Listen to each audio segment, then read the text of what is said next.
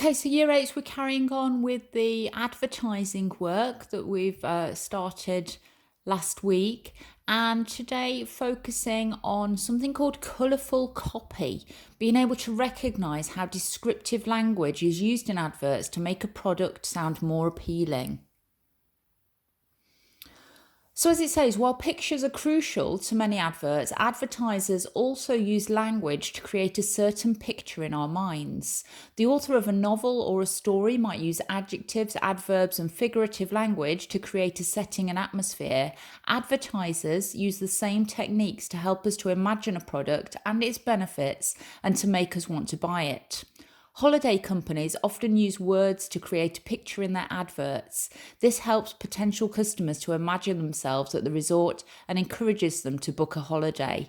If you've ever had a look through any holiday brochures, they always sound amazing, even if it's somewhere that when you get there, it's perhaps not as great as it actually sounded. That's the job of the advertisers, to make it sound amazing so that we're drawn in and thinking, wow, that's going to be a wonderful holiday. I've got to go to that place.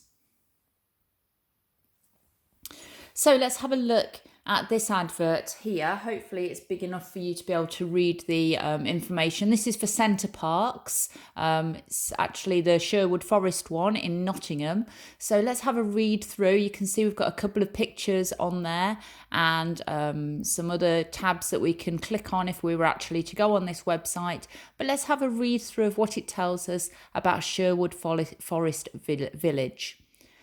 From the hush of the wildlife hides to the crashing water in the subtropical swimming paradise, from the leafy tranquil terraces to the energetic pace of our magnificent Jardin de Sports with its fitness suites and exciting Woodland Warriors adventure play area, Sherwood offers a landscape of contrasts and exciting activities. In the subtropical swimming paradise, you can jump aboard the Grand Canyon raft ride, discover interesting facts about Sherwood's abundant wildlife in the nature centre, or slip away to the indulgence of aqua sauna. The ultimate in multisensory experiences, our spa is set over 2 floors and has everything from an Indian blossom steam room to a tranquil Zen garden. Sounds pretty amazing, doesn't it? Quite like to go there myself. Some of you might have been to the Nottingham Center Parcs, and you'd be able to decide then, if you have had experience of it, if it is actually like that. So we're going to look at a few things based on what we've read there. You might have to keep flicking back to this page so you can have a look at it. Let's look at our questions. Okay, first thing then, I would like you to choose 5 powerful adjectives from the web page that you think create a persuasive picture. For each adjective, write a comment explaining what you think the writer is trying to suggest. We've got an example here, crashing water. So obviously the word crashing is our adjective there. It's our describing word. Suggests that the water is exciting.